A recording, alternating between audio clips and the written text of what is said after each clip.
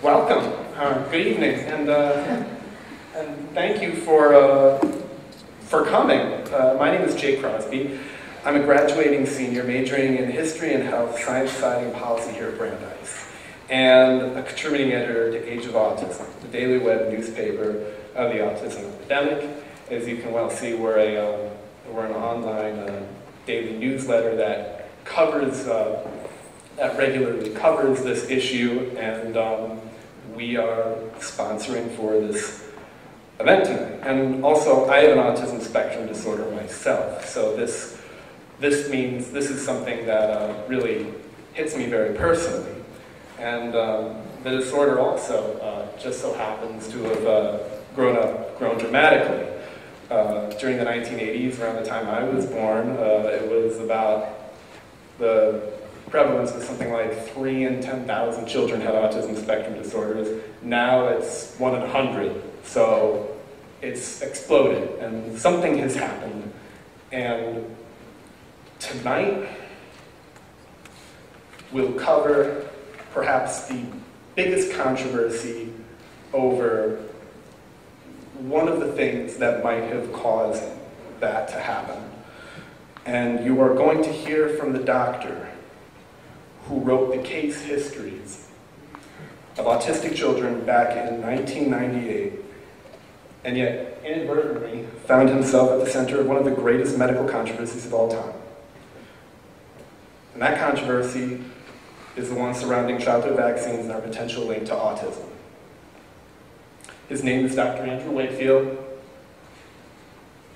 author of the book Callous Disregard: Autism and Vaccines, the Truth Behind a Tragedy. Please hold your questions, until the end of his lecture. And since this is a Brandeis event, you're all welcome to ask questions, but since this is a Brandeis event, Brandeis students, faculty, and staff will be given first priority to ask questions. So let me read you a brief bio on Dr. Andrew Wakefield. He is an academic gastroenterologist. He received his medical degree from St. Mary's Hospital Medical School, part of the University of London, in 1981, and pursued a career in gastrointestinal surgery with a particular interest in inflammatory bowel disease. He qualified as fellow of the Royal College of Surgeons in 1985, and in 1996 was awarded a Wellcome Trust Traveling Fellowship to study small intestinal transplantation in Toronto, Canada. He was made a fellow of the Royal College of Pathologists in 2001. He has published over 130 original scientific articles, book chapters, and invited scientific commentaries. In the pursuit of possible links between childhood vaccines, intestinal inflammation, and neurologic injury in children, Dr. Wakefield lost his job in the Department of Medicine at London's Royal Free Hospital. His country of birth, his career, and his medical license. Ladies and gentlemen, please welcome Dr. Andrew Wakefield.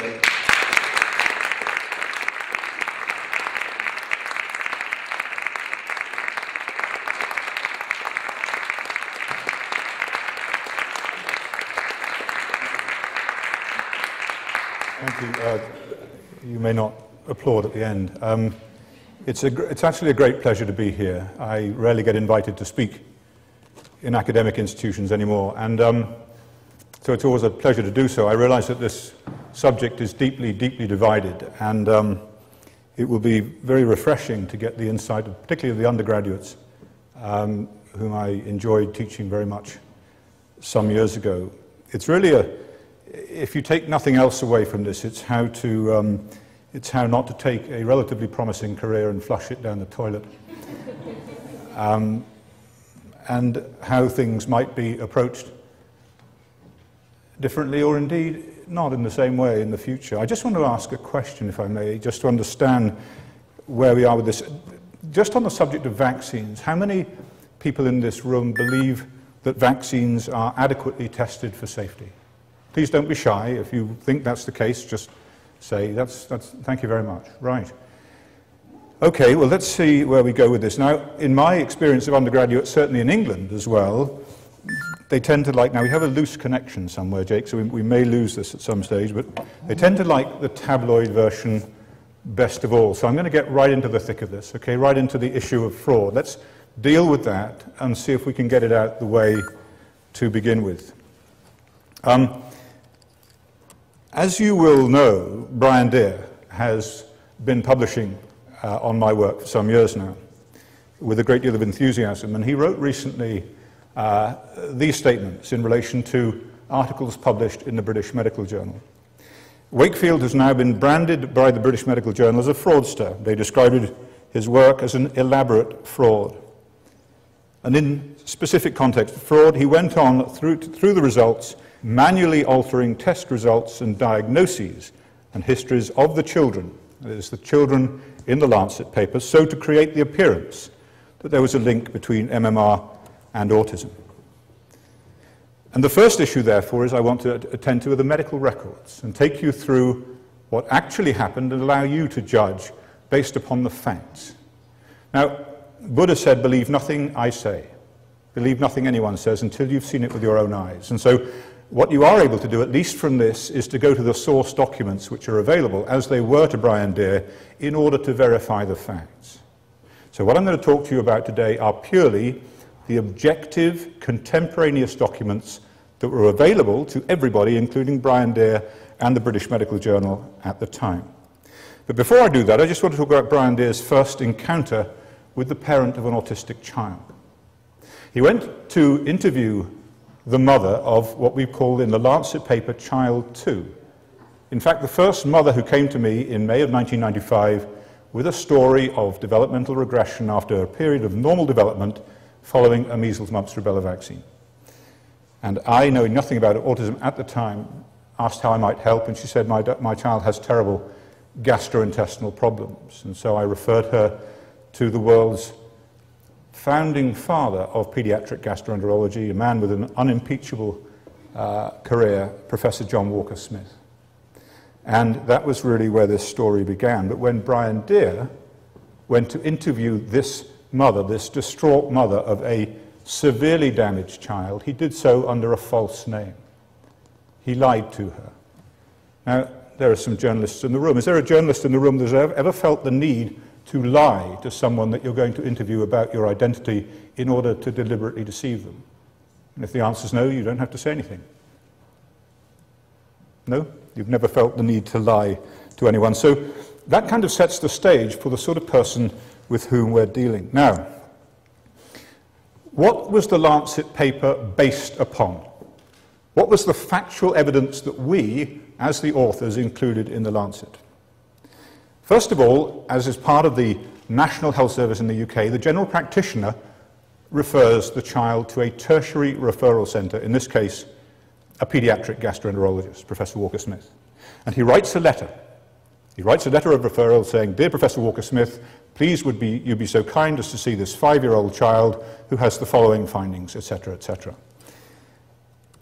His letter is based upon his own medical records, the general practitioner's medical records which he holds in his surgery.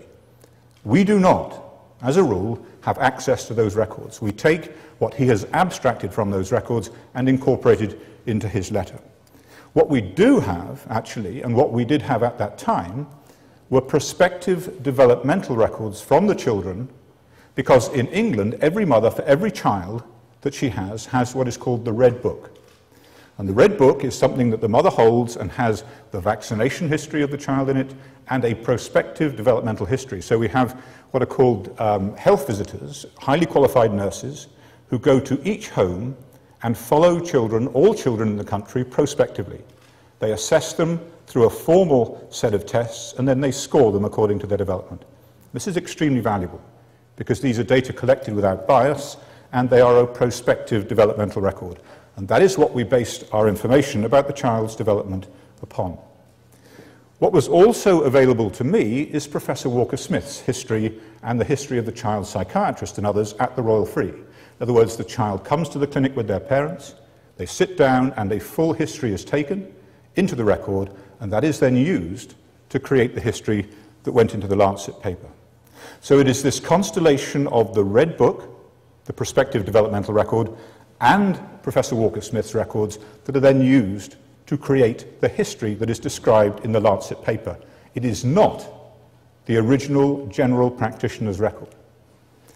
Now, what Brian Deer did during the litigation, when he had access to the general practitioner's records, heaven alone knows, he looked at those records and he found that there were discrepancies between the general practitioner's records, which were not available to us, and what was written in the Lancet.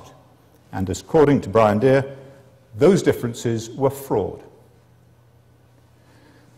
Now, let me take an example of that, even though these records were not available to us, in the context of what we call child number one, the first child who came to us. He said that the royal free, Dr. Wakefield, because it was specifically me that he was after, said that this child's first developmental symptoms started after MMR vaccine, within 1 week of MMR vaccine. In fact, when he reviewed the general practitioner's record, the mother had expressed concerns about the child's hearing before, 2 months before the vaccine. And problems with hearing are usually a symptom of the onset of a developmental disorder. It's not that the child's hearing is impaired, it's that their signaling, their interpretation of that hearing is such that they can be sitting watching the television and you can shout their name and they won't turn around. And that is often the first sign that the mother might report. The first sign of the first developmental symptom, the first behavioral symptom that was reported to us, was delirium for 3 days, 1 week after the vaccine, beyond which the child deteriorated. All the records that we had available to us said that the child's hearing was normal. And this is what the mother reported, and that was what was reported in the Lancet, is delirium for 3 days, 1 week after the vaccine.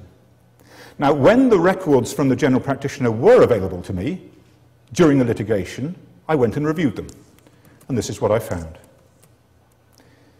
Under mother concerned about hearing, the general practitioner's record, it said discharge from left ear. Are there any mothers in the audience? What would you take that to mean? Sorry? The child has an ear infection. That is right. The child has an ear infection. There is more than enough reason for the mother to be concerned about the child's hearing.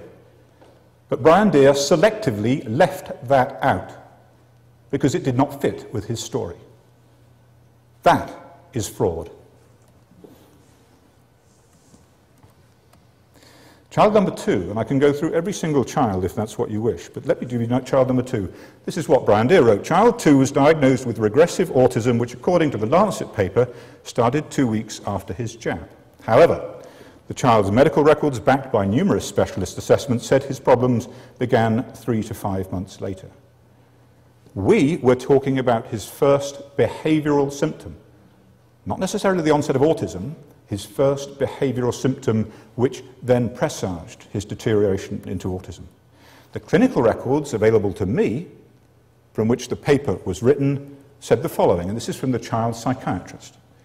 Child 2 started headbanging about 2 weeks after the MMR and hasn't looked right since. Now, are there any parents with children, with autistic children here, who've experienced in their child headbanging as a symptom? Yes. Yes. And it went on. In the discharge summary, he had his MMR immunization, and 2 weeks later, he started headbanging behavior and screaming throughout the night. And are there any parents whose children stopped sleeping? Yes. So these were the first behavioral manifestations in this child. They started 2 weeks after his immunization with MMR, and that is what went in the Lancet paper. Now, what about the falsification of the disease? The claim is that I manually altered the records of these children, the test results, in order to manufacture this novel inflammatory bowel disease, which in the mind of Brian Deer did not exist. Let's take a look at that. This is how, and I'm sorry to be pedantic here, but this is how in a tertiary referral centre, a centre of excellence, the diagnostic process is conducted. The role of tertiary referral centres is disease discovery as much as anything else. And I was fortunate enough to work with some of the world's leading pediatric gastroenterologists. So if a child, any child, for any reason, has a biopsy from the bowel, because of GI symptoms, then they will have that biopsy read in the routine pathology laboratory. And the pathologist who reads that is not a specialist in childhood bowel diseases. He may be a specialist in breast cancer or inflammatory diseases in the brain. But he is on the duty rota that week. And so his job is to give a routine report on the pathology. Now, Professor Walker-Smith and his team had an unparalleled experience of bowel disease in children. And for years, what they had done is sit down on a weekly basis with the pathologist and go through the pathology in great detail. So he brought this extensive experience to the Royal Free. And when they did that on a weekly basis, looking at these children's biopsies, they realized that the routine pathologist was missing disease. So what he did, not content with his own opinion, he then called on the hospital's senior intestinal pathologist, Dr. Dillon, to sit down with these biopsies and review them blinded. In other words, to the highest level of scientific scrutiny, to have no knowledge of the child's history, their diagnosis, their symptoms, but to sit down with all the biopsies at once and on a standard pro forma, a standard scoring system, to give his diagnosis of what they had. And this is an example of one of those standard scoring systems, where you take various grades and various features of inflammation and you score the biopsy. And you know nothing else about the child's history. Now, I hope you can see this, but this is a scoring sheet where we have 0 disease, mild, moderate, and severe inflammation. And these are various features of the inflammatory process, and the details don't matter. But what is important about this is this report comes from a child who the routine pathologist reported as normal. When you look here, when Dr. Dillon does this in a blinded way, for chronic inflammation, he scores severe. There is evidence of severe inflammation that was missed by this doctor. And so this is what was reported in the Lancet, the end product of this diligent process, this exacting process that led to the right diagnosis. Now, what is interesting in the context of Deer's allegations is I had absolutely nothing to do with this process. And Professor Walker-Smith, in his testimony to the General Medical Council in the UK, our regulatory body, said this was totally unrelated to Andy Wakefield in the context of this analysis. So all I did was take these data from Dr. Dillon and put them into the paper. There was absolutely no fraud at any stage. But what it demonstrates is that the process of diligence in a tertiary referral centre, a centre of excellence, is highly vulnerable to this kind of allegation, because what Brian Deer did was to take the reports of the routine pathologist and say they are different from what is reported in the Lancet, and that is fraud. No, it is not. It's nothing whatsoever to do with fraud. At the time, he knew all about this process, because he'd sat through every day of the General Medical Council hearing, he'd heard Professor Walker-Smith's testimony, he'd had my book available to him for 6 months, which contains the full details of this. There had been a complaint to the Press Complaints Commission in the UK, which detailed in great detail this process and why he had circumvented this to achieve this statement of fraud. And this, by Brian Deer, is fraud. It goes beyond that. It goes to perverting the course of justice. Brian Deer somehow managed to obtain the children's records and many other documents from the Royal Free. Now, these should be private children's records, sick children. How did a journalist ever get hold of these children's records? Well, they fell into his hands, and other documents were given to him by what is called the Strategic Health Authority, which was in charge of the Royal Free. And one of the allegations, which you may or may not know about, is that we did not have ethical approval to investigate these children. Number one, these children were not investigated as part of a scientific study. They came to Professor Walker-Smith because they were sick, and they needed investigation because they had gastrointestinal symptoms which had not been diagnosed, and they'd been sick for many years. And because they'd had autism, they were put to one side. Your kid's got diarrhea 12 times a day, too bad, they're autistic, that just goes with autism. No, it doesn't. So these documents were given to Brian Deer, and he's claimed that we did not have ethical approval to investigate these children. For the most part, we didn't need it, but I did. because I was doing biopsy research, and part of that biopsy research was the very detailed analysis by Paul Dillon. That goes over and above routine care. And so, for that, ethical approval was required. In making his complaint against me and my colleagues to the General Medical Council, Brian Deer supplied these documents to them along with his complaint. Or did he? No, he didn't. Some he did not disclose. Vital evidence was withheld by Brian Deer, which described this, and this is the ethical approval that was given to Professor Walker-Smith that allowed the conduct of research on those biopsies. And when, during the hearing, this was presented to the General Medical Council, they dismissed it out of hand. And I have no idea why. No idea why. But there was no unethical research on any child at any time at the Royal Free. Not only that, in the records of every child, there was a consent form signed by the parents relevant to that ethical approval I've just shown you. One piece of evidence. They were being investigated, researched under this ethical approval. Number two, there was an absence of the ethical approval consent form that Brian Deer said was relevant to this study. So two pieces of evidence, incontrovertible evidence that these children were undergoing biopsy research under an approval that had been awarded in 1995. So there was no unethical conduct of research on these children. He hasn't reserved his insults, his ire for me, and this is in fact what he said of parents of children with autism. The festering nastiness, the creepy repetitiveness, the weaselly, deceitful obsessiveness all signal pathology to me. And they wonder why their children have problems with their brains. So this is Brian Deer's view of the parents of children with autism. So I'm going to leave this part here because it's actually irrelevant. It's actually a distraction. And it's a deliberate distraction from the real issue. And the real issue is the science. But what it does tell us is that Brian Deer, in fact, is the one who is guilty of fraud. He is a liar. And if he wishes to sue me, please, Brian. And the British Medical Journal, in their enthusiasm to endorse Brian Deer's lies, did not do their due diligence. They did not check their facts, and they published very, very damaging allegations. And what they say about me is frankly irrelevant. But the damage this has done to children with autism who otherwise would have had their gastrointestinal symptoms investigated is enormous. Worldwide, it's enormous. And it's unconscionable. Because no doctor now wants to go anywhere near these children because inseparable in the minds of doctors are the bowel disease and the vaccine issue. So, let's move on. Let's talk about, if we may, the historical view, the mainstream view of what autism is, or at least was only 15 years ago. The view was that it was a psychiatric disorder, and the parents here will know that this grew out of the, for me, one of the greatest tragedies of this disorder, which is that it fell into the hands of child psychiatrists from the beginning.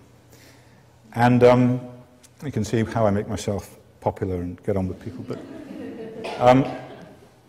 that it was initially the mother's fault. It was a refrigerator mother, according to Bruno Bettelheim. The mothers wanted to kill their children, and therefore the children lived in fear of their lives. Now, fortunately, moved on from that, but not until relatively recently. There is no epidemic. It's an ancient disorder. It's a disease of constant prevalence and no increase in incidence.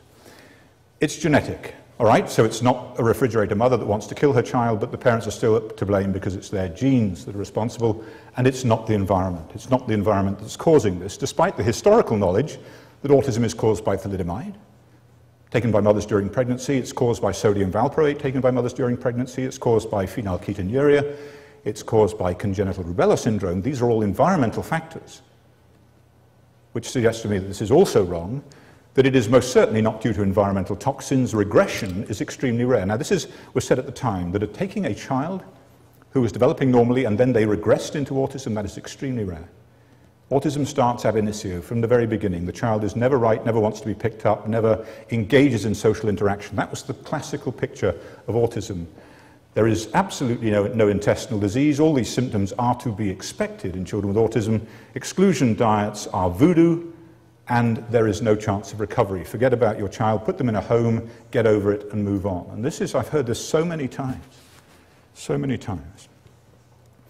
This is a paper that came out recently from the University of California, and it looked at incidence studies from around the world, that is, numbers of new cases being diagnosed on an annual basis of this disorder in the susceptible population.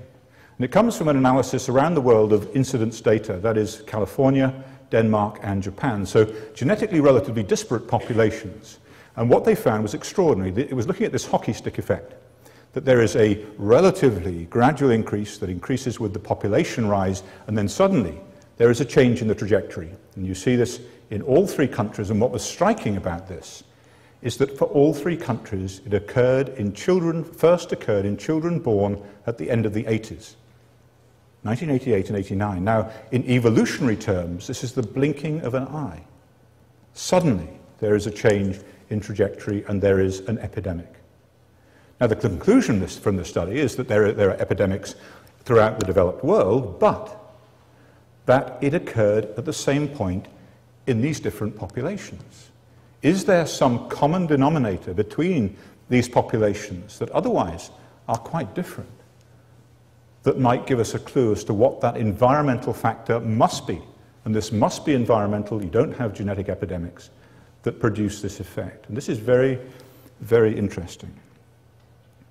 So, genetics. What have we done? We've spent a lot of money on genetics, an entirely reasonable approach originally, but it has not been fruitful. And in fact, for the great majority of people, that is 97% plus, there is zero evidence from extensive microarray, satellite array studies, whole genome-wide scans, that there is a genetic disorder of the sort of thing that we see in cystic fibrosis, for example. There may well be a constellation of genes that incur an increased risk. For example, mothers with autoimmune diseases, which are known to have a genetic basis, have children with an increased risk of this disorder. But that does not make this a genetic disease, and in fact it makes the environment more important. So, yes, it is environmental. The cause must be environmental. This is not my opinion. This is Dr. Hertz-Picciotto, who did that study from California. It's time to start looking for the environmental culprits responsible for the remarkable increase in the rate of autism in California. And from Dr. Landrigan from Mount Sinai Hospital, in relation to toxins, the likelihood is high that many of the materials, that is toxins, have potential to cause injury to the developing brain and produce neurodevelopmental disorders, possibly autism among them. And he made this comment, which I think is salutary and relevant to so many Western civilizations now. A massive toxicological experiment on our children is taking place. Our children are subject at the moment to an uncontrolled but massive toxicological experiment. So there is a growing consensus that this is due to some toxic environmental factor. Regression is no longer extremely rare. Indeed, in a study out of the Autism Research Institute in California, it now seems to account for almost the majority of the presentations of autism. So it's gone from what is described in the literature as vanishingly rare to now a common form of autism. Exclusion diets have been another insight provided by parents who realized that there was some factor in what the children were eating that was influencing their behavior. For years, perceived as hocus pocus by the community, now subject to 2 randomized controlled clinical trials which show benefit. A very large study called the ScanBrit study between Denmark and the UK, published in Nutritional Neurosciences, is one I'd direct you to, and the author, the first author, is Paul Whiteley. But these diets seem to produce a sustained benefit in behavior. And recovery is possible. To what extent, I don't know. What was one of the most, and I'll tell you about that in a minute, but just to put this in context, the National Institutes of Health is now performing a study of recovered children. The NIH does not spend money on something for which there is not already some established merit. So a study of recovered children is going on, asking the question, what distinguishes these children from other children? Why have these recovered to a greater or less extent and not the others? And the answer to that is going to be fascinating. This is the kind of child that we encountered. And people talk to me about, before going into this, people talk to me about neurodiversity, and I fully respect neurodiversity. I don't quite understand what it means. And I wonder whether the children that we're seeing are different from what other people might perceive as the problem. These are the children that we see, and that's all I can talk to you about. This is my experience. Here's a little boy, and you can see that this little boy, who is autistic, profoundly autistic, is wasted. He has no muscle mass at all, and he has a grossly distended abdomen. He may even have early rickets. He is sick. He's very sick. He looks like a child from a famine zone from West Africa. However, the person who is under investigation in this family is who? The mother. The mother for abusing her child.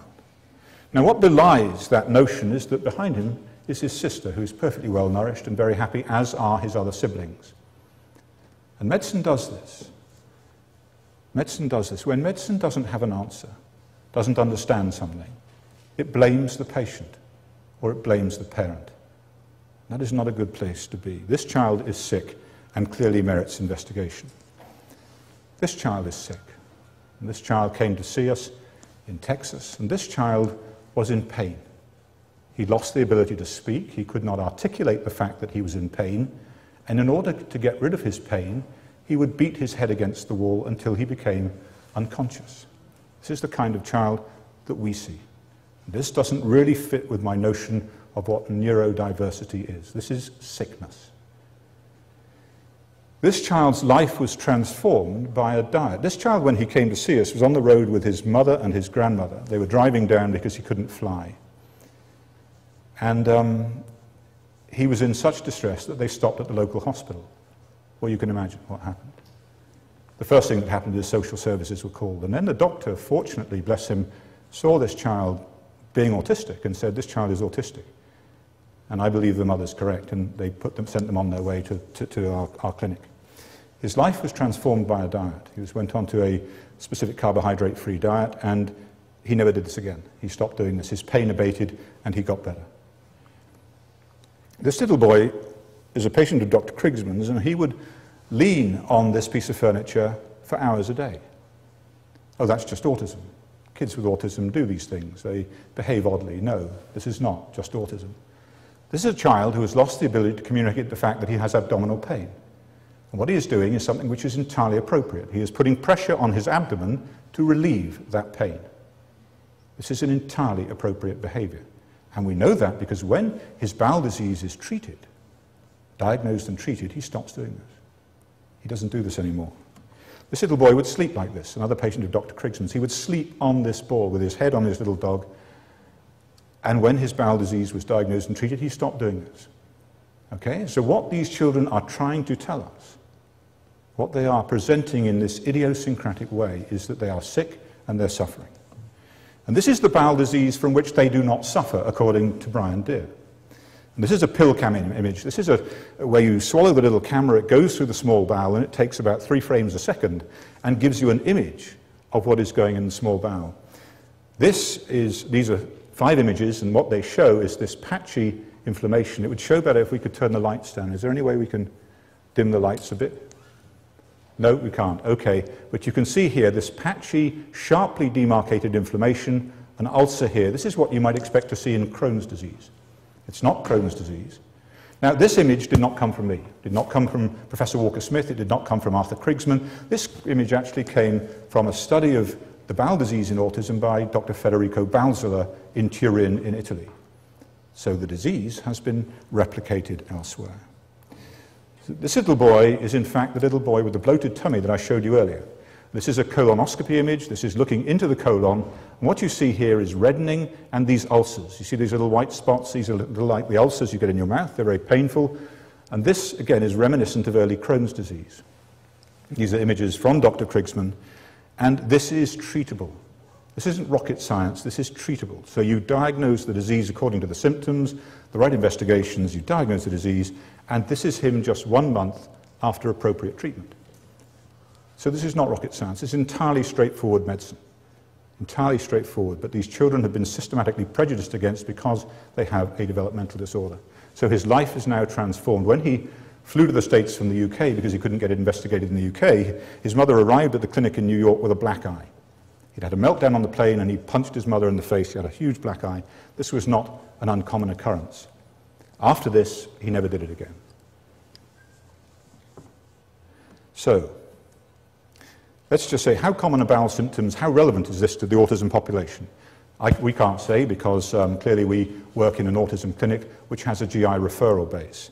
But papers from around the world now have looked at how common are bowel symptoms in children with autism, and they're present in significant bowel symptoms in 45 to 80% of children with autism. That's very, very interesting. And if you've had lifetime symptoms, significant lifetime symptoms, then it's up in the order of 80%. If you have current symptoms right now in the clinic, it's around 45%. But 80% is a very high number. How common is intestinal inflammation in those children who do have symptoms? And this comes from the Royal Free, it comes from Dr. Krigsman, quite independently of me. This is work done before I'd ever met him in his clinic in New York, and the biopsies were assessed independently at Mount Sinai Hospital, which is in a center of excellence, where in fact Crohn's disease was first described. So that's where these biopsies were assessed. Dr. Lenny Gonzalez in Venezuela, Dr. Balzala in Turin. Bowel disease in children with symptoms of gastrointestinal distress, 76 to 100%. So a lot of children have this problem. And since then, more studies have come out from Canada and elsewhere showing bowel disease in children with autism. How common is autism? We've talked about this. In the UK, the latest study from Baron Cohen was 1 in 60 children, approximately 1 in 60 children. So the point that I'm trying to make here is that bowel disease in children with autism is a big problem. It's a big problem. We don't know what role it plays, but it is a big problem. One of the fascinating things is that we found that when we treated the bowel disease with anti-inflammatories that we would use for Crohn's or colitis, the bowel symptoms got better, but the behavior got better as well. The children started smiling and talking and laughing. Their lives improved. Were we reversing their autism? There's a temptation to think we might have been. Were we just making them feel a whole lot better? Certainly. Were we having an impact on their well-being and their quality of life? Yes, we were. Nonetheless, it was, for some reason, unacceptable. So there's an intestinal disease which, as I've now shown you, has been replicated elsewhere in the world. So within 15 years, parents with children with autism who've been advocates for this kind of approach have become understandably frustrated and distressed because their own child has not made the kind of progress that they would have hoped for in many cases. But what they have done, what many of you have done as a community, is to really change the paradigm for what autism is. Because the mainstream view has now changed.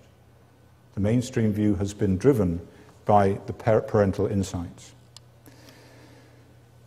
What about the gut-brain axis? What is going on here? How does the gut interact with the brain? Fascinating question. To gastroenterologists, we see this all the time. This is not new.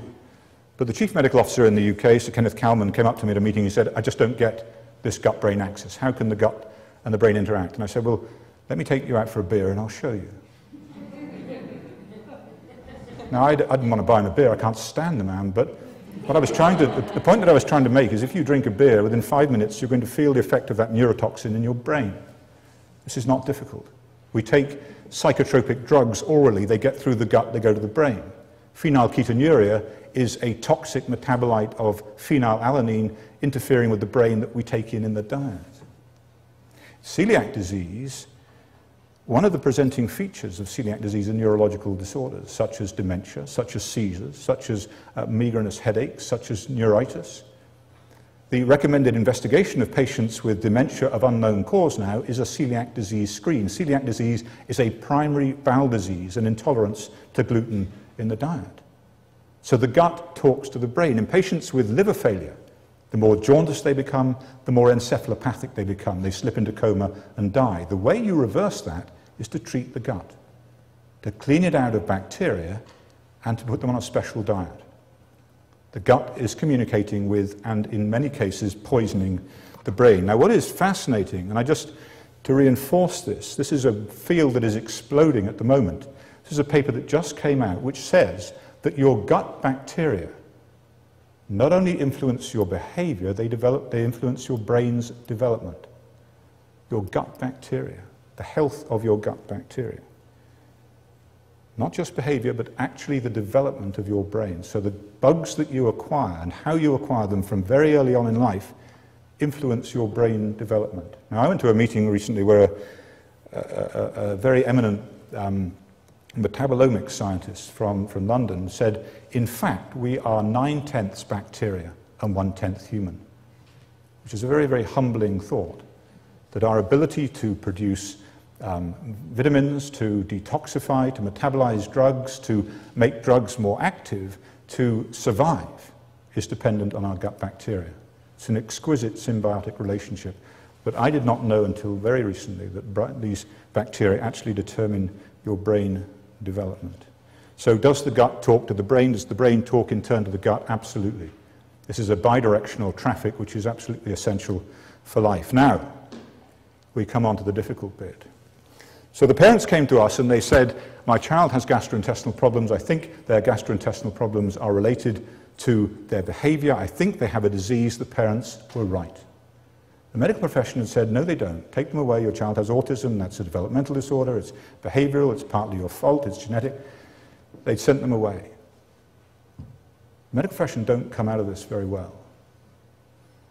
So when the parents come to us, having been right about the bowel disease, and they say, I think my child regressed after a vaccine, what do we do? What do we do? Do we say, well, that's very, very interesting. Thank you so much for enlightening me. Now, there's the door. Because this is not going to be good for my career. And that's what's happened. That's actually what's happened.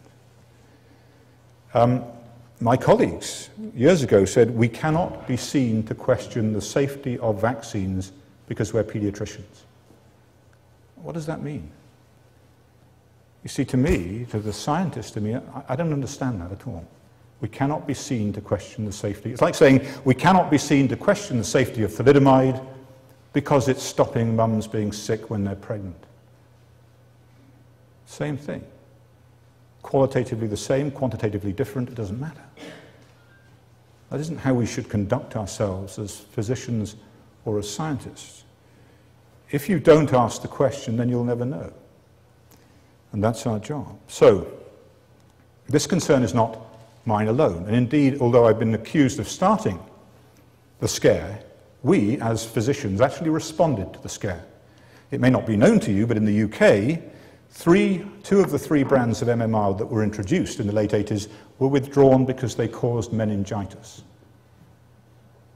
And the chief medical officer in charge of vaccination in the UK, Dr. Salisbury, says this is a vaccine, MMR, with an exemplary safety record. An exemplary safety record? Two of the three brands having to be withdrawn for causing meningitis? I don't think so. And that was the beginning of the scare. And the scare occurred not in small part because they knew at the time they introduced it that it was causing meningitis. It was withdrawn in Canada for causing meningitis in the same month that it was licensed in the UK. And they knew, because they had taken advice that that vaccine was causing meningitis to an unacceptable degree. It was 4 years later when they were forced to do a study in the UK, in Nottingham. They found the rate of meningitis was 100 times that they had predicted from what is called passive surveillance. Children were being damaged by that vaccine. And they have been trying to cover that up ever since. And that is one of the reasons they had to go after me, because a whistleblower from the government came to me, the doctor who came from Canada to advise them on the introduction of that vaccine, and said, this is what's happened. They knew, and they opted for this vaccine because it was cheaper and because it was made by the home team, SmithKline Beecham, and not by Merck. So they put cost before the health of children, and the outcome was inevitable. The vaccine had to be withdrawn. Did they withdraw it? Did they get rid of that vaccine? Did they destroy it because it was causing meningitis in children? No, they didn't. They sold it on to the third world. They sent it to Brazil, where Brazil conducted a mass vaccination campaign, and they had an epidemic of meningitis. And following that epidemic of meningitis, there was a paper published about that epidemic.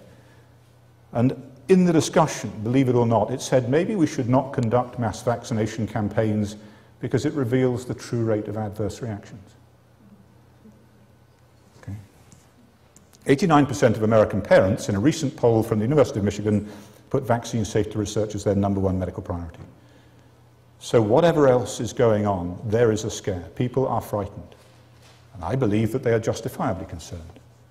Why? Because I've studied this for the last 15 to 20 years. Now, the mainstream view of vaccines, which is why I asked earlier, and some people were kind enough and honest enough to say this, that they are safe, that the onset of autism, which may occur or first recognized around the time that a child receives certain vaccines like MMR, well, that's coincidence. That's coincidence. Now, coincidence is a perfectly reasonable argument, perfectly reasonable if you have done medical due diligence and excluded every other possibility for that child's symptoms. And only when you've done that process, only when you've been through that due diligence can you say this is likely to be coincidence. You do not do it from the outset. That is not medicine. It is most certainly not medicine. That vaccine safety is proven, well, we can take a look at that. That multiple studies confirm no autism link, and it's safe to receive multiple vaccines at the same time. And these are some of the issues that actually concern parents that I talk to. Coincidence, as I say, is a position of last resort. It's reasonable only when you've been through the process of due diligence.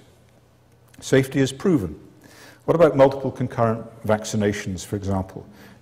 When they gave measles, mumps, and rubella together, what they noted in 1969, when they did the first experiments, is that the viruses interfered one with another.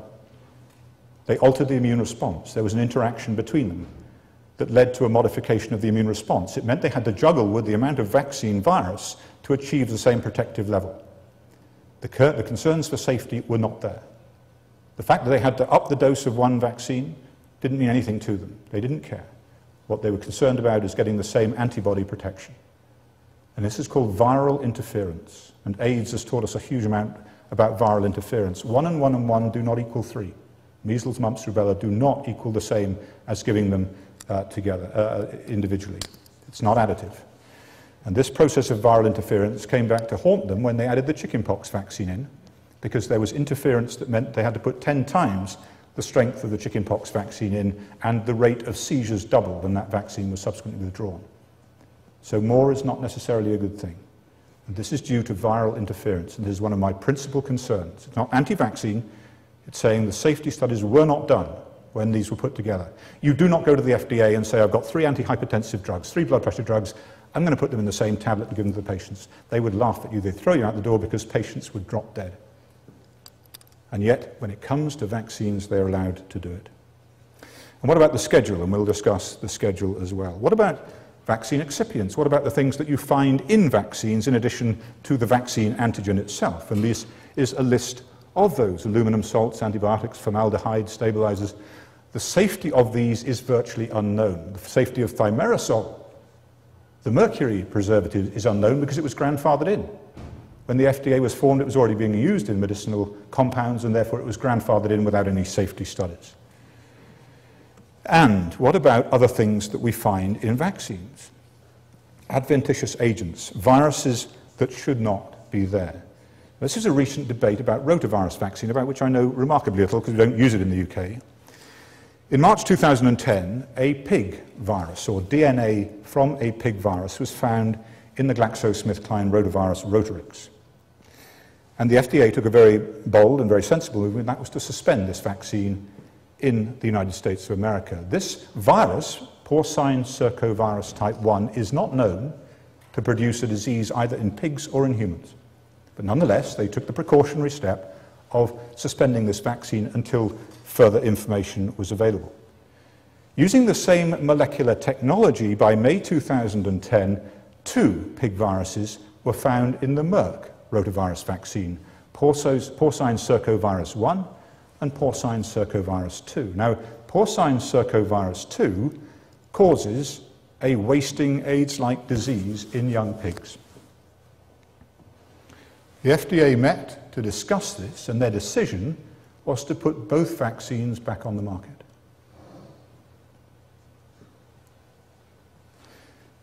And their conclusion was the benefits far outweigh the risks. How can you possibly determine that the benefits outweigh the risks when you have no idea what the risks are? You didn't even know it was there. You had no idea. You don't know what it does. So how can you possibly say the benefits outweigh the risks? Well, you tell that to this pig, because this pig has got porcine circovirus 2 necrotizing enterocolitis. That's one sick pig, and for sure the benefits don't outweigh the risks in that pig. And so, as Dr. Landrigan said from Mount Sinai, we are really looking at a massive toxicological experiment with our children.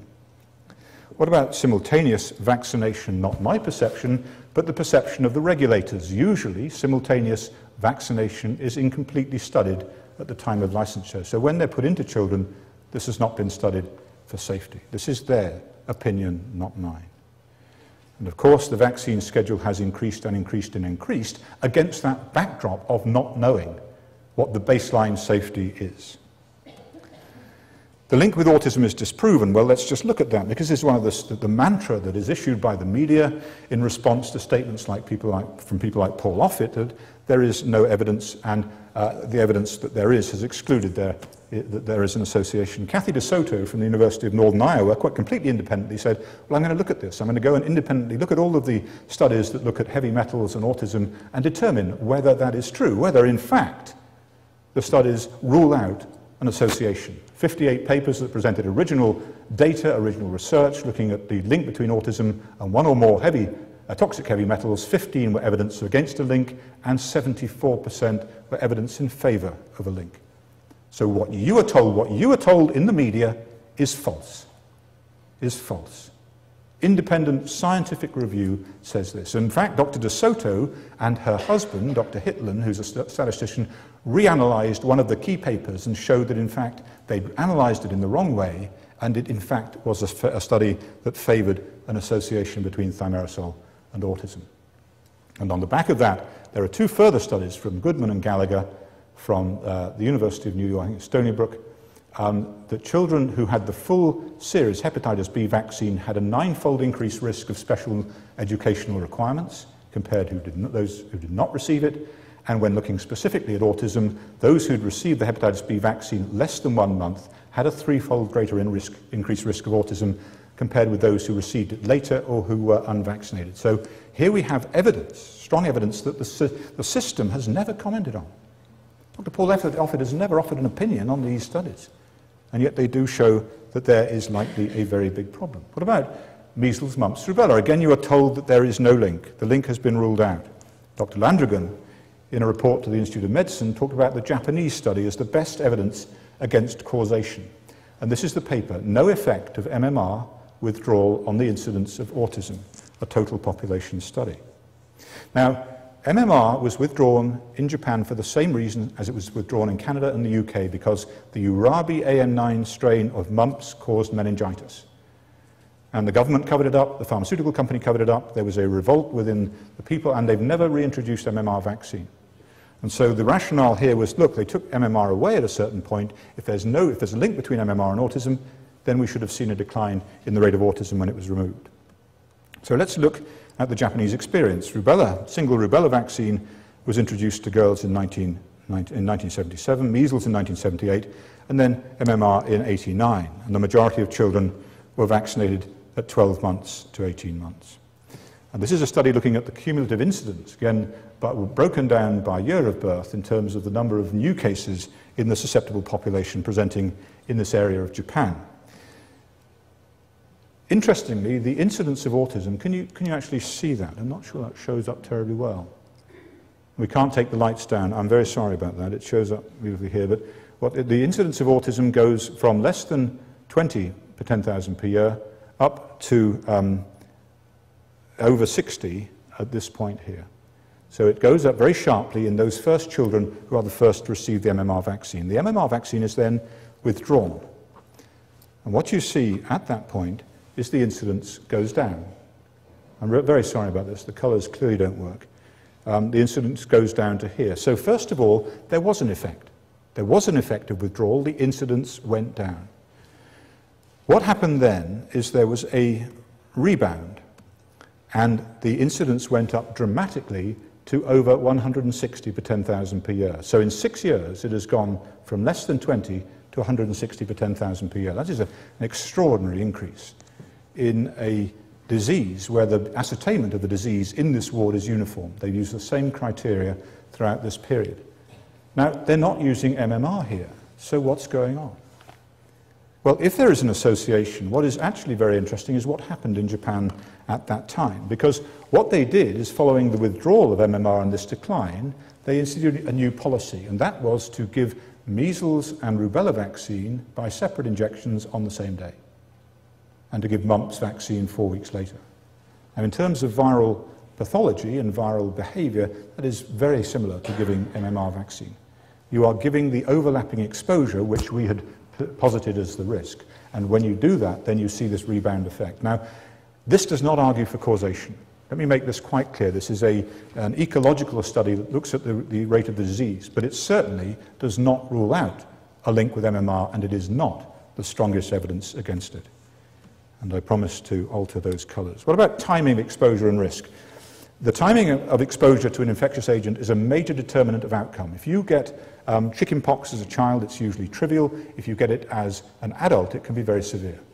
If you get mumps as a child, it's trivial. If you get mumps as a post-pubertal male, you can suffer from testicular inflammation and sterility. So the age of exposure is very, very important. So is there a relationship between age of exposure to vaccines and autism? Well, sorry, age of and outcome, bad outcome. Let's just take a look at asthma as an example. This is a study from the University of Manitoba which looked at the risk of asthma associated with the age of exposure to the diphtheria, pertussis, tetanus immunization. Now, this argument had raged for years. Yes, there's a link. No, there's no link.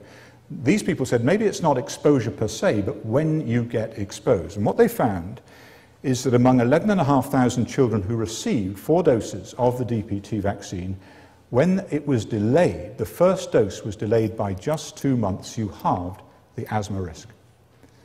And when the whole series of the vaccine was delayed by 2 months or more, you reduced it to almost a third of those vaccinated on schedule. So here you have the ability to reduce the adverse consequences of a vaccine and yet preserve the benefits of the vaccine by simply changing the schedule. And asthma is a major disease. There are 5,000 deaths from asthma in the US alone per annum. You could have a huge impact on mortality and morbidity if you simply modified the program. You would think that was enough based upon the precautionary principle for people to act on this. And yet nothing has happened.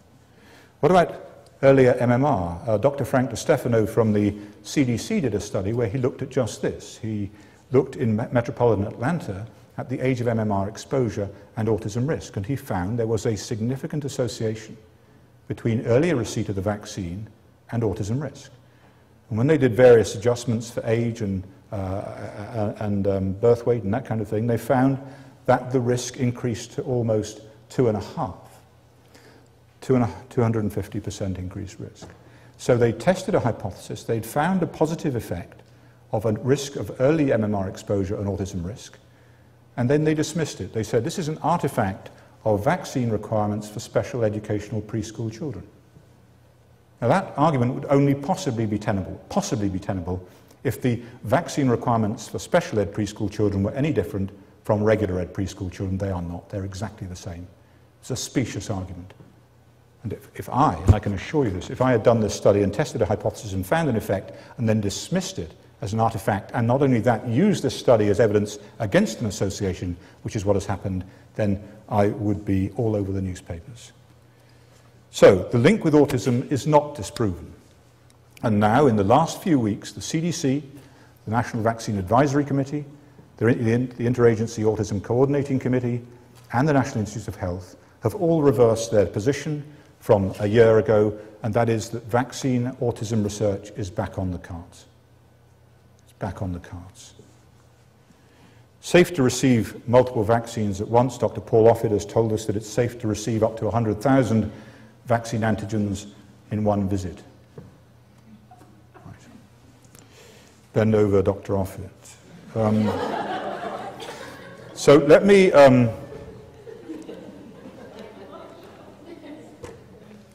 try and put in context what I think is going on, and I don't know, but this is my hypothesis and what I've been working on, is that we are giving children poisons in vaccines. It's not an anti-vaccine argument. It's that there are excipients in vaccines like thimerosal, like the adjuvant aluminum, which are poisonous to the immune system and to the brain.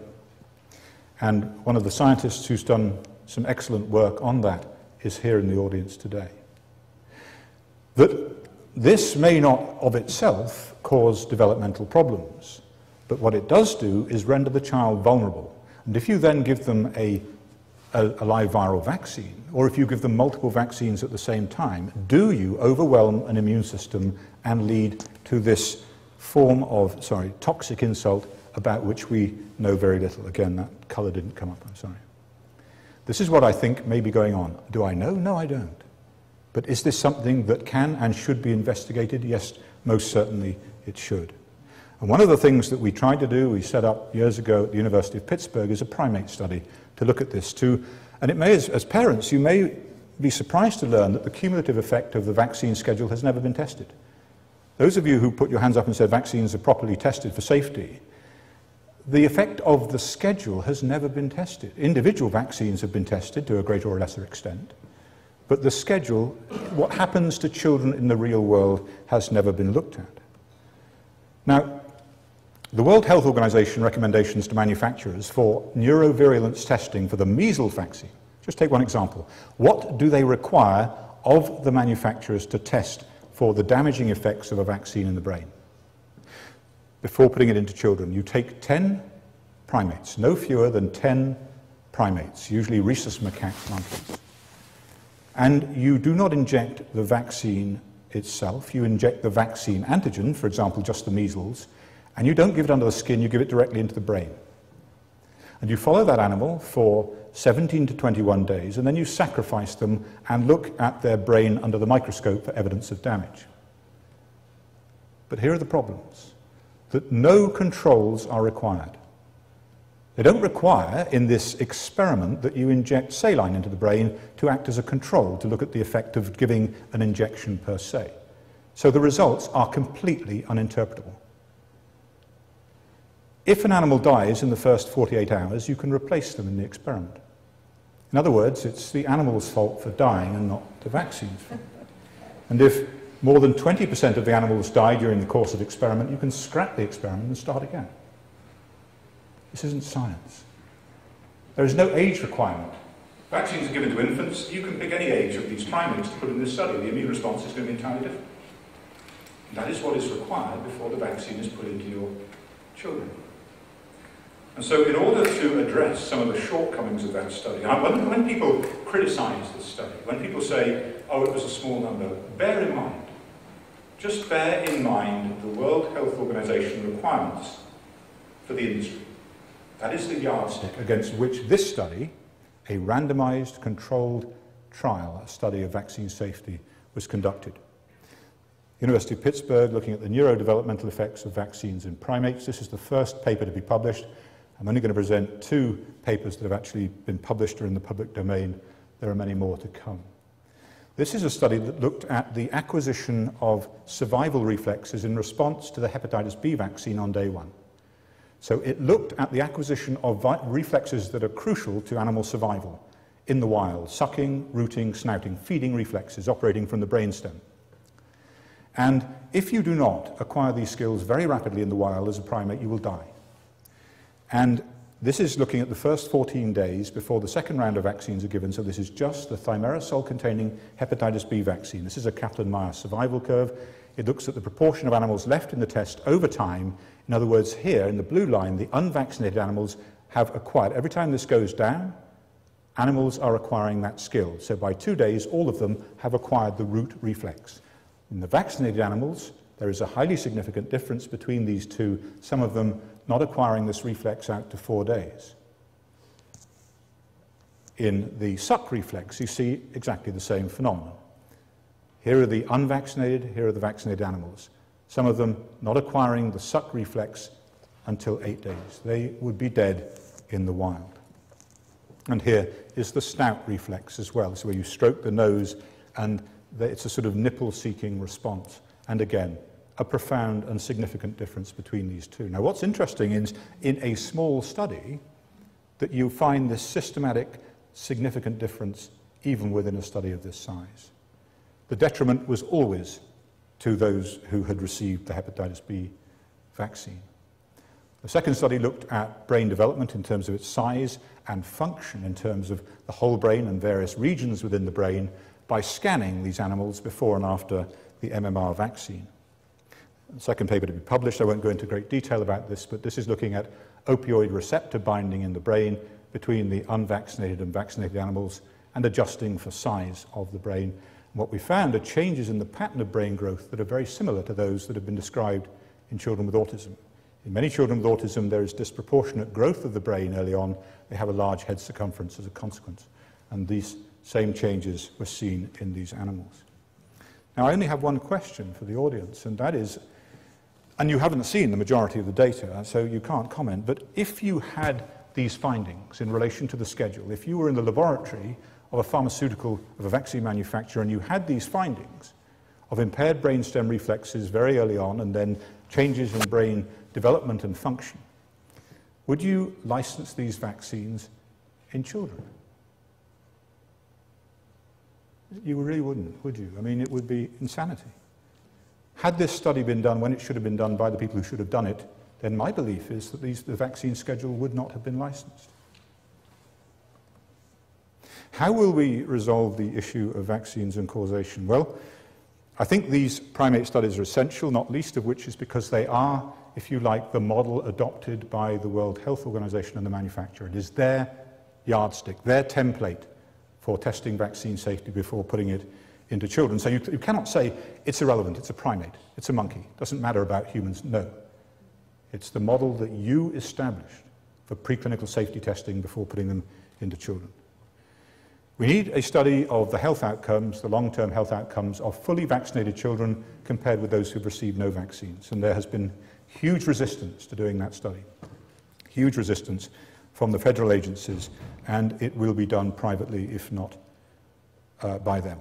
Re-challenge studies. What happens to children who receive 2 doses of a vaccine where they've had, for example, an adverse reaction to the first one? Are they systematically worse than those who've just had the 1 vaccine? Now, if I give you a drug, you develop a rash, big deal. But if I give you the same drug 5 years later and you develop the same rash, that is re-challenge. And that is accepted as causation. It's very, very powerful evidence of causation. And this is something that we see with vaccines.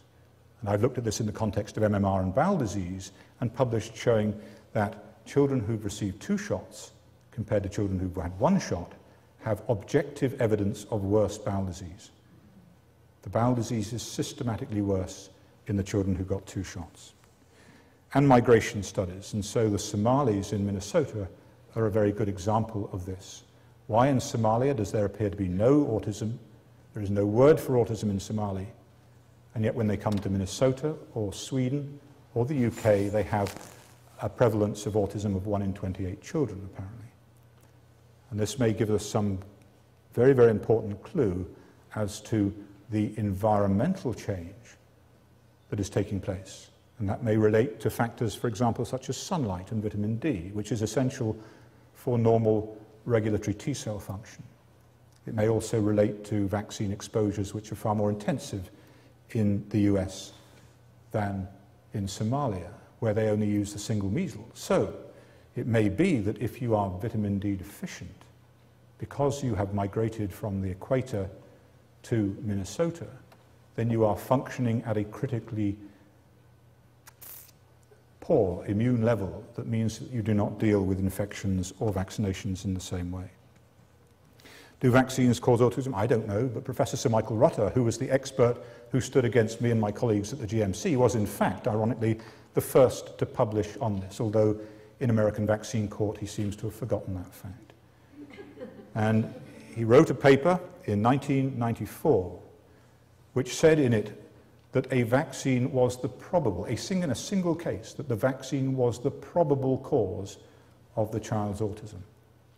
The Lancet paper explicitly said that we have not proven an association between MMR vaccine and this syndrome. Not an association, not even a causal association, not even an association.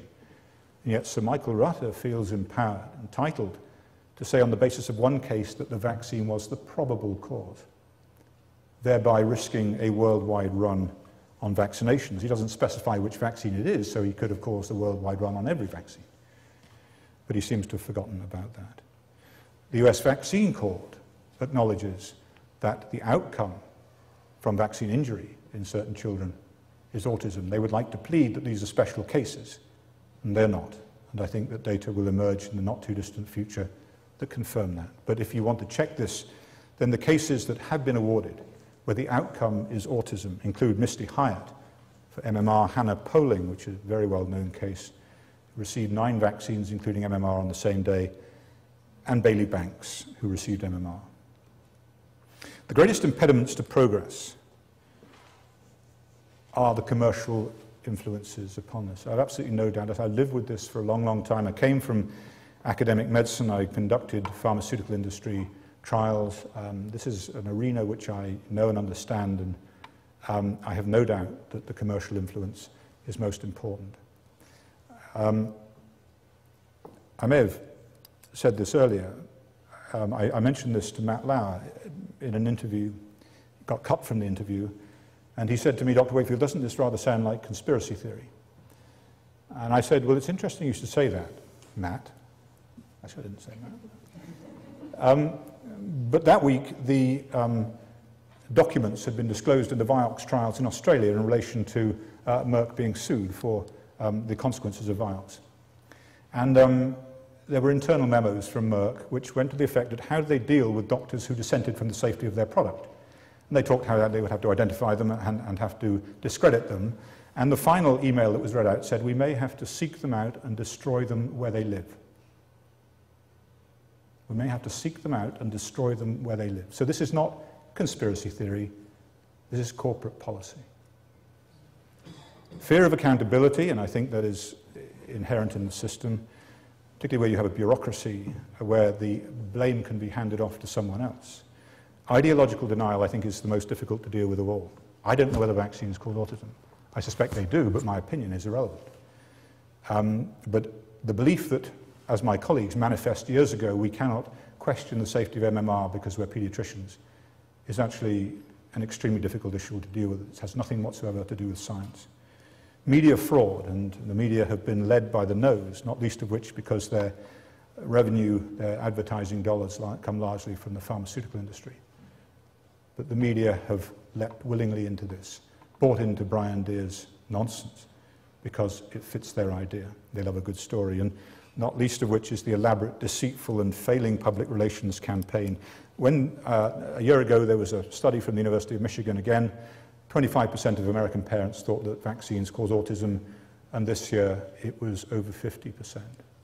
Whatever the merits of those relative surveys, what it does mean is that the public relations campaign has failed. Why? Not because of me, because parents trust their instincts. Parents, mothers in particular, know their child. They know when they're well and they know when they're ill. And they know what has happened. The maternal instinct is the most important thing in the world. We would not be here as we are without it. We would not be here. Most important thing. So you must trust your instincts. And so far, the last 15 years, your instincts, at least as far as I'm concerned, have been spot on, right the way through from gluten casein-free diets to the bowel disease and autism. The credit for these observations must go to the parents of children with autism. I've learned so much about this disorder, about medicine, and about human behavior. But in the end, the public relations campaign has failed, and the politicians need to listen to the public, because public health policy, vaccine policy, depends upon trust. You have to believe in order to go forward and do it. And if that trust is breached because people have been less than honest with you, then you have breached that trust across the board, and therefore for every vaccine. And therefore the benefits of vaccine policy will be lost. And in the end, it is those who have compromised your trust who are responsible for that position. I'm just a doctor doing a job, or at least trying to do a job. What happens to me is irrelevant, completely irrelevant. What people say about me, I don't care what the parents say about me, but for the rest of it, I don't care. The job has to be done. It's far too important an issue to walk away from. Far too important. Because to hand on this mess, where 1 in 4 children in this country have some kind of special educational needs, where 75% of people, young men, cannot get in to be privates in the army because they're too sick, is a very, very difficult state for a country to find itself in. And it's a $1 trillion problem just getting out of it to maintain the status quo, to deal with these children who are now becoming adults in the long term. It's a problem, it's a tsunami that the country, the taxpayer, simply cannot afford to deal with. And my experience is that if you deal with these children aggressively and early on and treat them properly, according to their medical disease, then you can offset a huge cost down the line. But if you continue in this state of cognitive dissonance about what is going on, then you have failed generations to come. Thank you very much.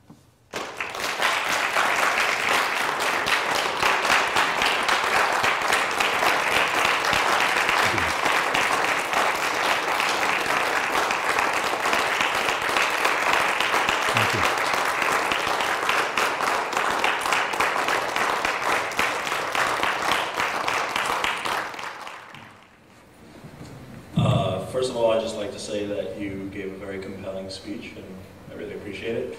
I don't know much about autism, but from what I know, it affects mainly males. And I'm curious how to reconcile the environmental effects with that fact. You're right. There's a person here who can answer that question probably far better than I. Dick, if I fail, please let me know. But there is, just going back to the beginning, there is clearly a male bias in this disorder. It's 4 to 6 to 1, and that is something that's been seen in autism since the very beginning. Why should boys be at more risk than girls? And that clearly gives, there is a clue there that there must be some genetically encoded susceptibility within the X chromosome. Sorry, do I mean that? Doesn't matter. Boys are more risk than girls. It's interesting that infant mortality rates are higher in boys. Boys are more susceptible to death from infant infections than girls. Girls seem to be more robust. Is that because they have a more robust immune system early on? What's an interesting observation, and not my work at all, is that estrogen seems to be protective of the brain. So is a higher circulating level of estrogen protective of the brain? And the corollary of that, so the obverse of that, is that the toxic effect of thimerosal is enhanced by testosterone. So if in cell culture you take neurons and you add what are subtoxic doses, or apparently subtoxic doses of thimerosal, very low doses, you can potentiate the killing of neurons by adding testosterone. So there seems to be this synergistic interaction. Now, Dick, do you wish to comment on that further? Or, So autism has a lot to do with not having enough antioxidant, particular one called glutathione. And the problems that males have over females is the pathways that make the antioxidant are stronger in females. The so-called transsulfuration pathway is more active in females than in males, giving them more protection. This is like nature protecting the women more than the men. In addition, another factor that I think is important is there's 2 organs in the body that require the antioxidant selenium, which is critical for keeping the glutathione working. The 2 organs are the brain has a special requirement for selenium, and the testes. And the requirement of the testes and the germinal cells that make sperm and so forth mean that there's an extra vulnerability in the males or anything that interferes with selenium. And it turns out that mercury and other heavy metals bind to selenium with almost irreversible affinity, so that makes males and their functions more susceptible to that. So these are 2 other factors. Thank you very much. So even though the answer is we don't know, there are some biologically plausible mechanisms that might be operating. Thank you, Dick. Thank you very much. Yes, gentleman at the back. Yes, this is a question about the Lancet paper. Your student, Nicholas Chadwick, tested each sample from the Lancet 12 and found not a trace of measles vaccine virus, and told you that before you published the Lancet paper. Could you comment on why you did not include that piece of data in the paper? I think the readers would have been very interested in knowing that a test that was orders of magnitude more sensitive and orders of magnitude more specific than the immune immunology test that you put in there was negative for all samples, and yet you didn't mention it. Right, and there seems to be some confusion. The Lancet paper was about a novel bowel disease and the clinical presentation of the children. It was not a virological study. Well, you had immunological... No, there were no immunological tests reported in the Lancet paper in relation to the persistence or not of measles virus. There was a paper that was sent to the Lancet at the same time which looked for the measles virus protein in these children. Subsequently, we wrote a paper on the virological tests, and what we found using more sensitive techniques is that, at least in Professor O'Leary's lab, the virus was there. Now, I don't have an answer. It certainly wasn't part of the Lancet study, but it certainly wasn't part of we didn't leave out negative data. We have published the data. We've published negative data both in relation to Crohn's disease and these children. So Nicholas Chadwick said that he told you that all of the samples were negative for measles virus before the paper was published. Right, and the paper made no claim for the presence of measles virus. No, but it did claim measles protein. No, it didn't. Well, one of the papers did. No, there was an unpublished paper which looked for the protein. There was no mention of measles virus persistence of protein or gene in the Lancet paper, so there seems to be some confusion here.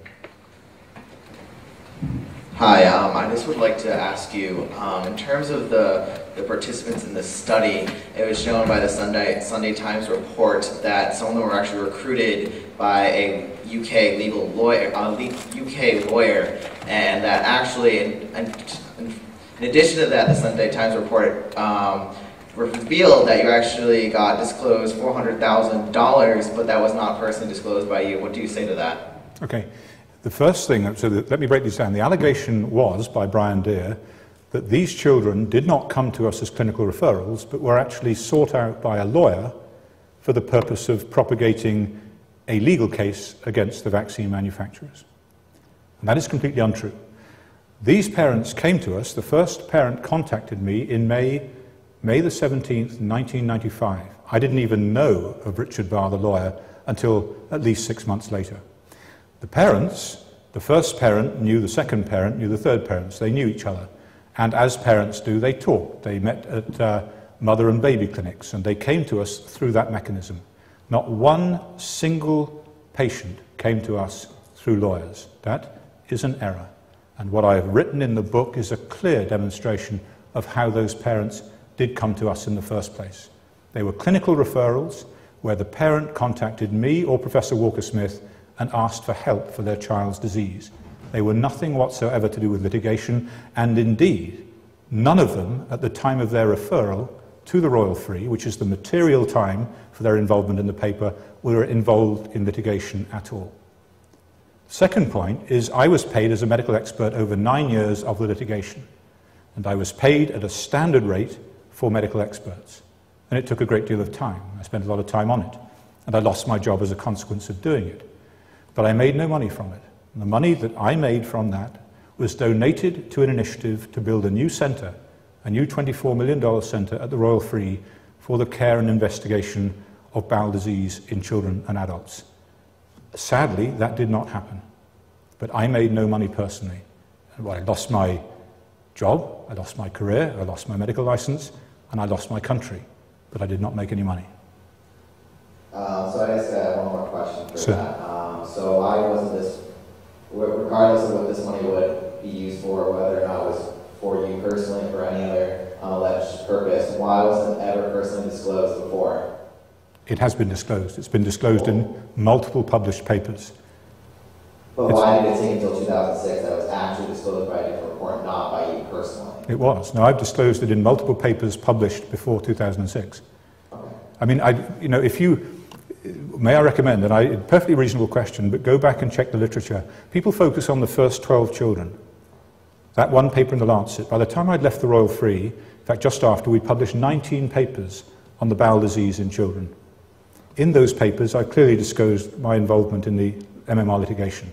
It was known a year before the Lancet paper came out, in the national newspapers, that I was involved as an expert in this litigation doing this work. There was no secret whatsoever.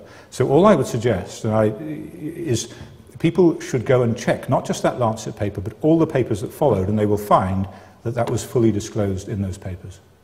Okay, thank you. Pleasure. I just don't know, have you tried to, I'm sure you tried to plead it anyway, if you're going to do this, have you tried to sue Mr. D, or what have been the consequences of you trying to plead it anyway? How come you have not been able to do that in Vimeo? Yes, in the UK, my lawyers went after Brandeis and the Sunday Times and Channel 4 television. And the problem was that at the same time the General Medical Council hearing had been timetabled. And the judge in the defamation proceedings refused a stay of the defamation proceedings until after the GMC hearing was concluded. In other words, we were required to run 2 legal cases concurrently. And my lawyers said to me, you simply can't do that. It's not physically possible. You cannot do this. You can't be in this court and that court at the same time. And so we had to make a choice about which case to abandon, and we abandoned the defamation proceedings. So on reflection, we might as well have pursued them and got rid of the GMC, because that didn't go well either. But that was the reason why the case had to be abandoned. And I think that one of the reasons that Brian Deere feels empowered to make outrageous allegations now is because he sees me as zero risk for litigation.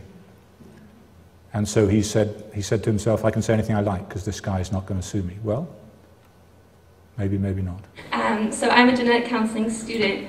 I see patients with autism, and I provide testing for different disorders that we know of that are associated with autism, different chromosomal rearrangements, different small microdeletions in our DNA that we have found an association with autism.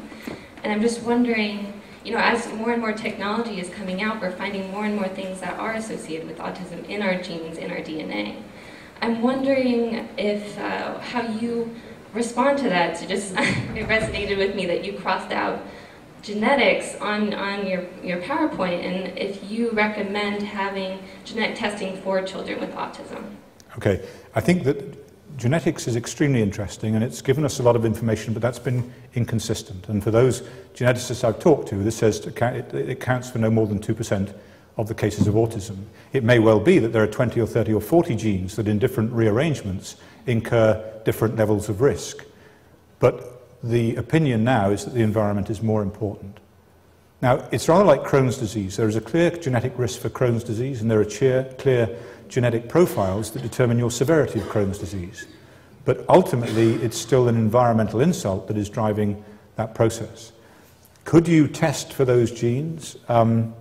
If it was as simple as cystic fibrosis, yes. And you're better able to answer this question than me, but if you've got a polygenic disease where you've got 20 or 30 genes, what is the merit of that at the population level? For example, if you say there's a subject now which is called adversonomics, or adversomics, which is looking at the genetically based adverse reactions to vaccines, and it's being done by Gregory Poland at the Mayo Clinic. It's a very big area showing that one size does not fit all, and that there is a genetically determined differential response to vaccines in terms of the cytokines that you produce. And some are associated with a greater likelihood of adverse reactions than others.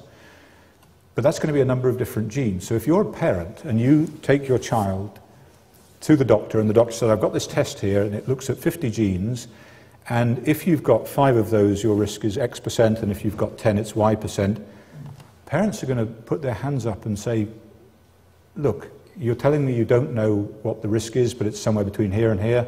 If I give my child the vaccine, as you suggest, why don't you sort the vaccine schedule out first?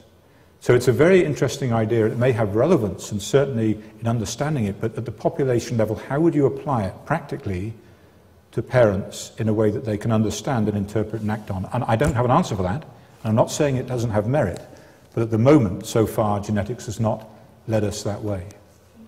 Thank you. Okay.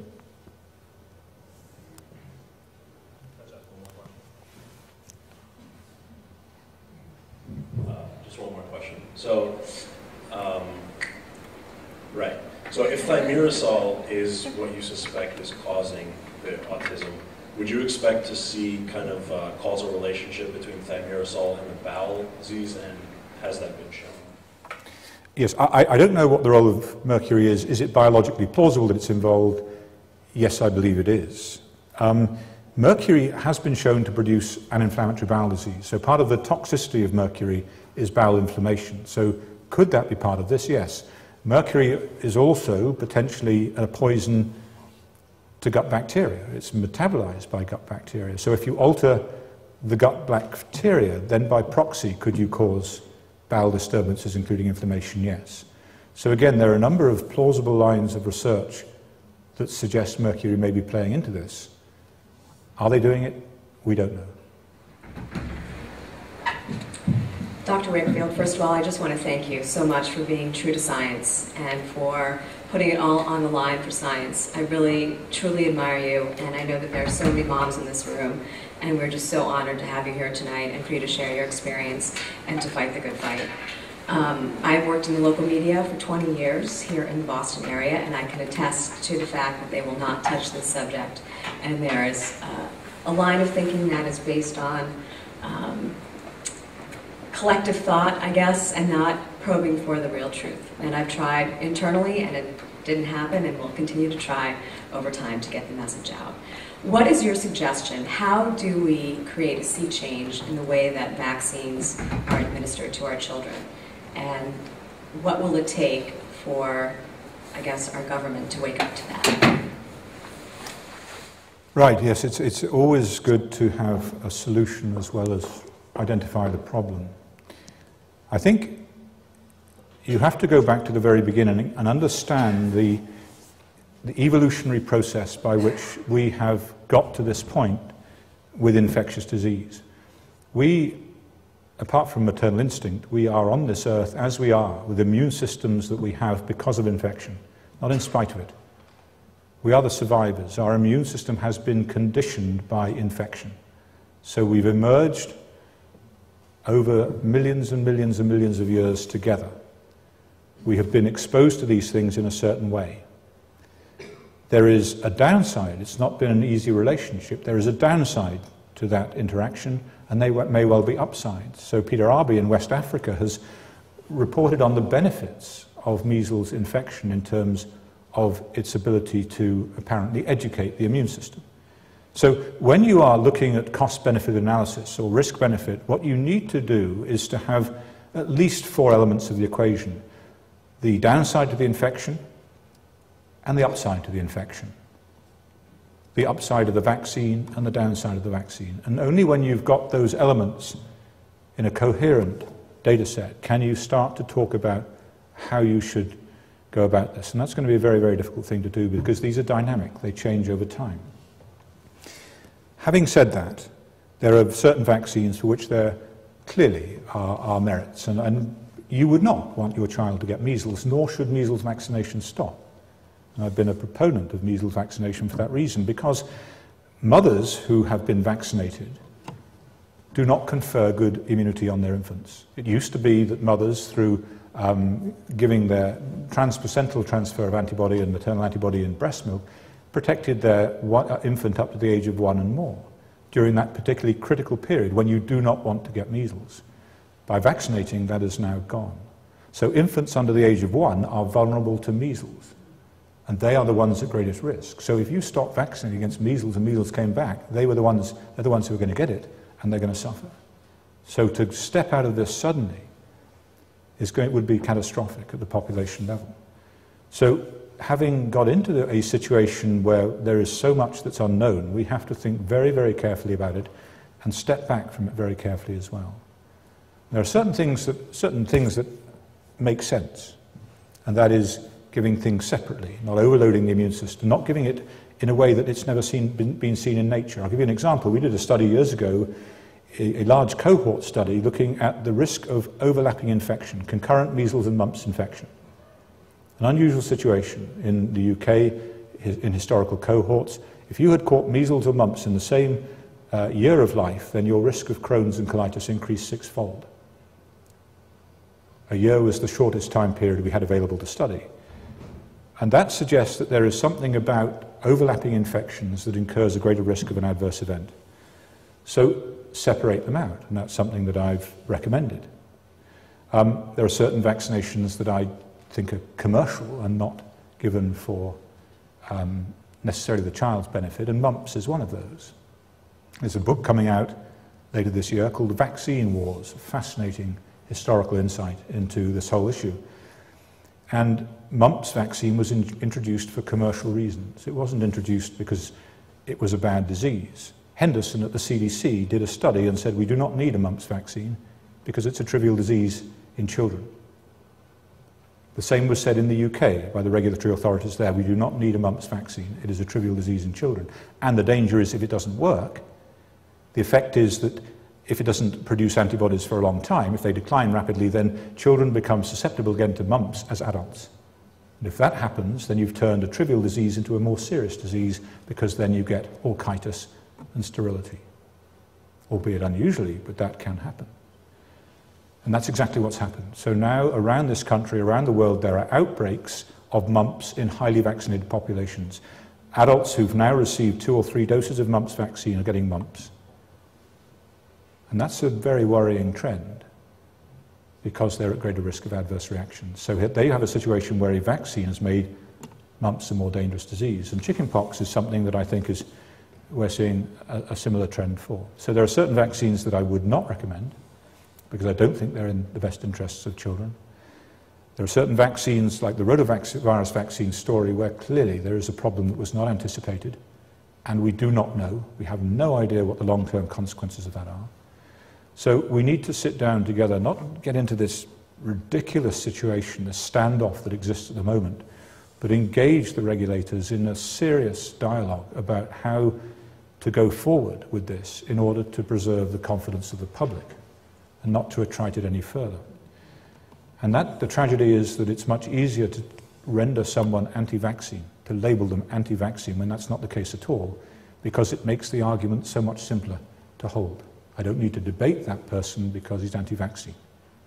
No, that's not true. So I think that dialogue at a very, very high level is the first thing that we need, and an acknowledgement that there is a problem. And you will remember the Simpsonwood meeting about thimerosal, when they realized they'd failed to add up the level of mercury in vaccines. The schedule had increased over time. Children were getting levels of mercury way in excess of EPA guidelines, and they simply hadn't added it up.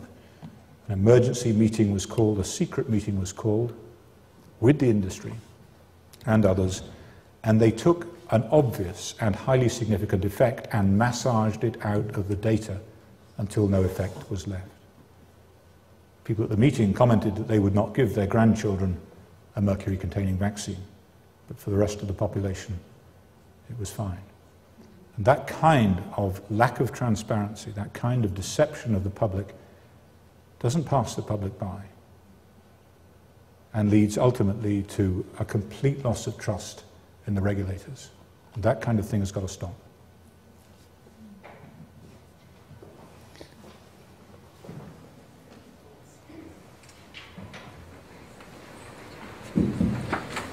Dr. Wakefield, I've heard recently that there has been research that is showing a linkage between stress with pregnant mothers and autism. Is this a new finding? If so, is it significant? Sorry, a link between? Stress within pregnant mothers and autism. I missed the first bit. What? Prenatal stress. Prenatal stress.